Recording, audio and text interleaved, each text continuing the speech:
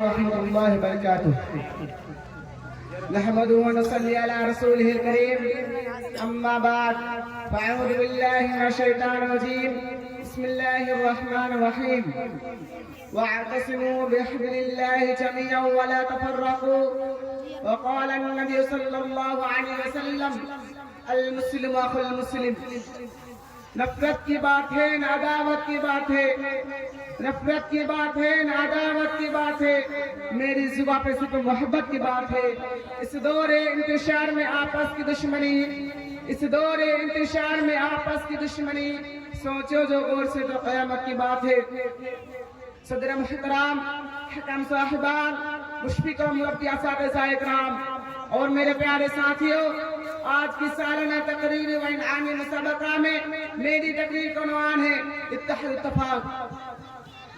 میں آپ جیسے عظیم المرتبات کے سامنے اتحاد اتفاق جیسے عنوان پر لب کشائی کی جسارت کر رہا ہوں. یہ سب آخرت کرم فرمائی اور محبت کا نتیجہ ہے، ورنہ کہاں میں اور کہے نکلتے گل.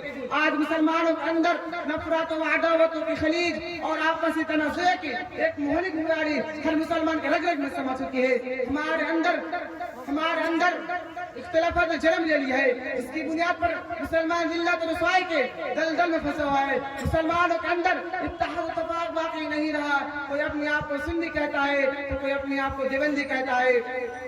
ایسا کیوں ہو رہا ہے؟ اس کی وجہ کیا ہے؟ صرف ایک بنیاد ایسی ہے جس میں تمام مسلمان متحد ہو سکتے ہیں، وہ قرآن و حدیث ہے. قرآن و حدیث ہے. قرآن پر اعتبار رکھتے ہیں. قرآن کی فریاد کر سننے کے لیے تمام جماعتیں ایک پلیٹ فارم پر آ سکتی ہے.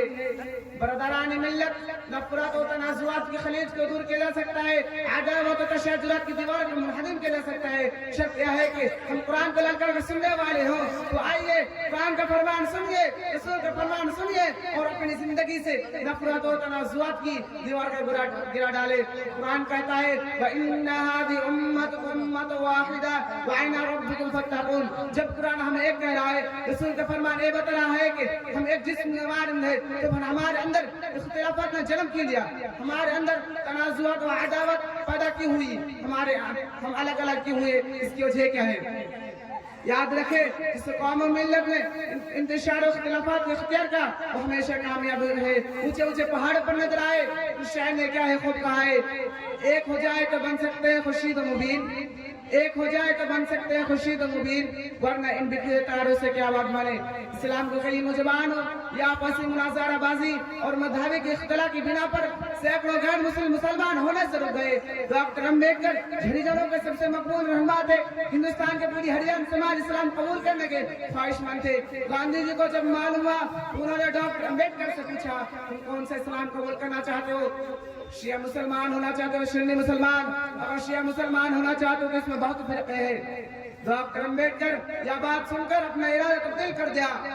محترم سامعین اکرام، ایک عبرت کی داستان ہے جس میں ہم اور آپ سبق حاصل کرے اور اپنے اندر سے اختلافات کو ختم کرے اور آپس میں بھائی بھائی بن کے رہے. میں شعر کے ساتھ اپنی تقریر ختم کرنا چاہتا ہوں. ایک ہو جائے تو بن سکتے ہیں خورشید و مبین، ایک ہو جائے تو بن سکتے ہیں خورشید و مبین، ورنہ ان بکھرے تاروں سے کیا بات بنے. آخر میں اللہ تعالیٰ سے دعا ہے کہ ہم سب مسلمان بھائیوں کو قرآن و حدیث پر توفیق عطا فرمائے. آمین. وآخر دعوانا الحمدللہ رب العالمین. السلام علیکم ورحمۃ اللہ وبرکاتہ.